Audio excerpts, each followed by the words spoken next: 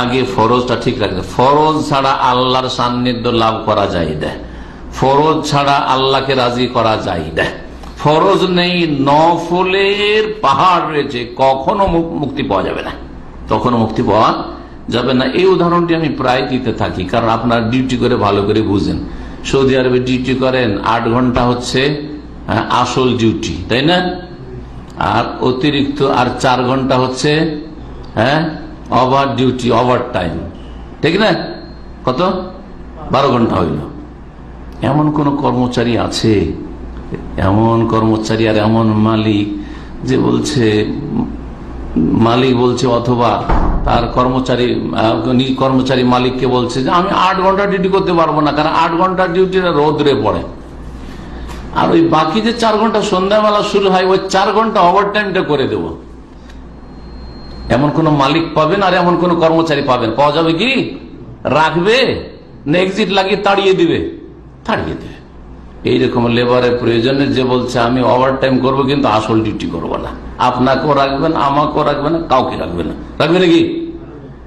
ওই রকমই আল্লাহ রাব্বুল আলামিন এইরকম লোকদেরকে যারা রমজানের তারাবি, একটি তারাবি ছাড়েনি। এক ভাই বলছে, ওকে কয়েক বছর আগের কথা বলছি, কোন একটা বাজারের জন্য বলছি এশা পরে আমার এই বাজারটা করে দিবেন। তো ও ভেবেছে যে এশা পর মানে তারাবির আগে হয়তো শেখ যেতে বলবে নাকি।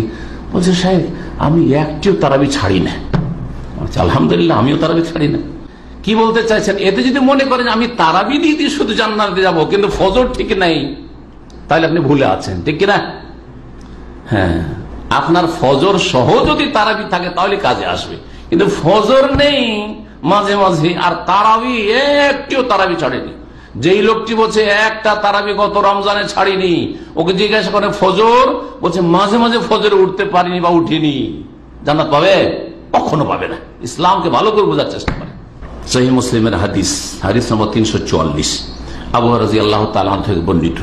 প্রিয় মুহাম্মদ রাসূলুল্লাহ সাল্লাল্লাহু আলাইহি ওয়াসাল্লাম বলছেন, আস-সালাওয়াতুল খামস, 5 ওয়াক্ত সালাত, 5 ওয়াক্ত, আগে 5 ওয়াক্ত নামাজ, 17 রাকাত নামাজ, ওয়াল জুমআতু ইলাল জুমআ, এবং প্রত্যেকটি জুমা, গোটা বছরে যে 52টি সপ্তাহে 52টি জুমা রয়েছে আনুমানিক, এই জুমা প্রত্যেকটি জুমা 5 ওয়াক্ত নামাজ, তারপরে জুমা না। জুমা ঠিক থাকলে চলবে?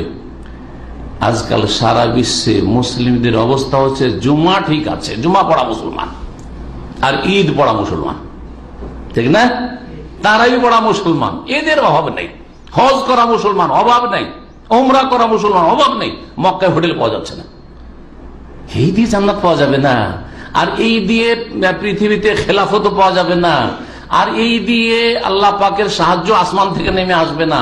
এই দিয়ে কখনো বিজয় আসবে না। এজা জা নাসরুল্লাহ ওয়াল ফাতহ, কখনো এর বাস্তবায়ন হবে না। ভালো করে শুনবেন, ভালো করে শুনে রাখেন।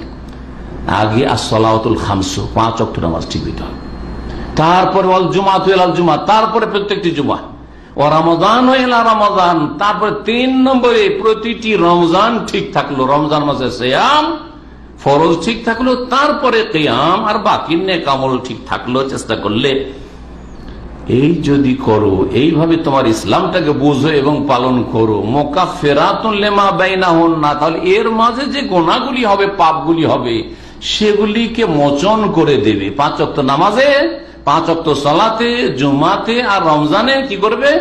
এর মাঝের পাপগুলিকে মোচন করে দেবে, মুছে ফেলবে। শর্ত আছে একটি, এজাজতুনিবাতিল কাবায়ের, যদি কাবিরা থেকে বেঁচে থাকা হয়, কাবিরা গোনা থেকে যদি বেঁচে থাকা হয়, তাহলে